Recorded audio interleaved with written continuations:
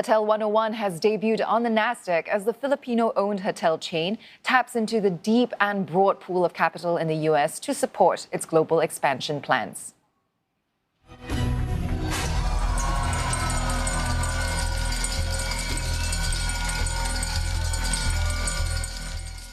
Hotel101 Global made history last Friday, officially becoming the first Philippine brand to be traded on the tech-focused New York bourse.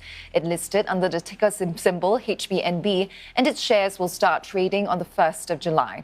Company officials said its Nasdaq listing marks the start of its road to expand to 100 countries. Hotel101's footprint already includes projects in Spain, Japan, and a planned development in Los Angeles. The Singapore-based hotel operator has gone public through a merger with a special purpose acquisition company, or SPAC. It enters the U.S. market with an equity value of $2.3 billion. Sarah Al-Khaldi spoke to Hotel101 CEO Hannah Yulo-Luccini on what has driven this valuation.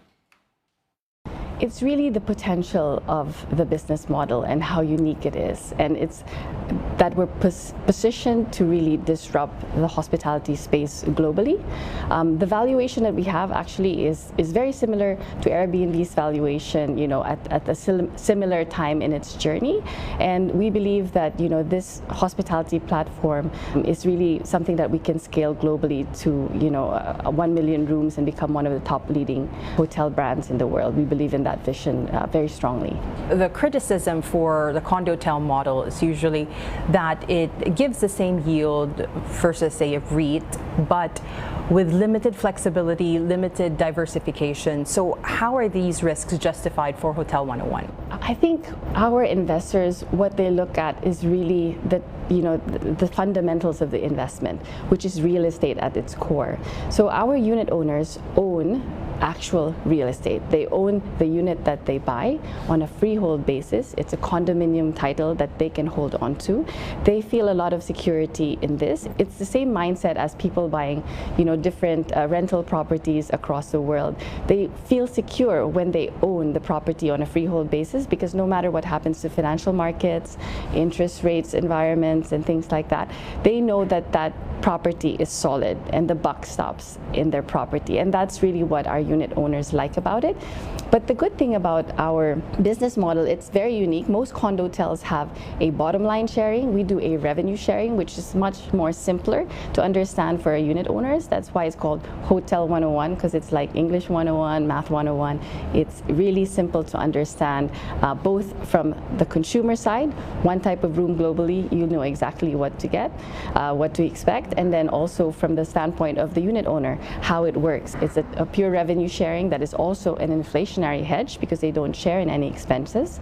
And room rates increase over time, as everybody knows, and they get to participate in that appreciation, both on the hotel ADRs and on property appreciation itself in the country or the property that they invested in.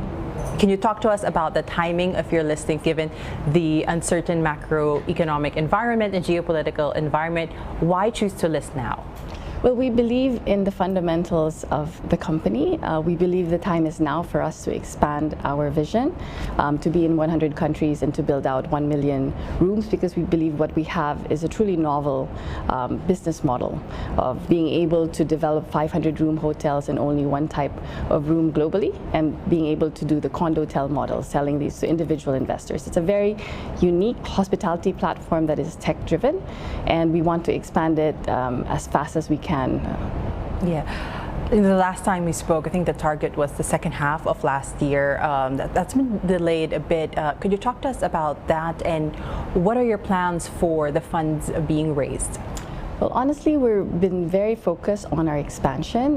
We recently signed a deal in Saudi Arabia to expand 10,000 rooms in the Kingdom of Saudi Arabia. We have been continuously developing the hotels that we have in our pipeline. We topped off Madrid. It's opening in December. We were also made the official hotel partner for the Spanish Grand Prix of Formula 1 with a 10-year contract with Match Hospitality. So it's been, a very busy time for us. And you're the first Philippine company to be listed on the Nasdaq. What will it take for more Filipino companies to list in the U.S., and how did you navigate the regulatory environment in New York?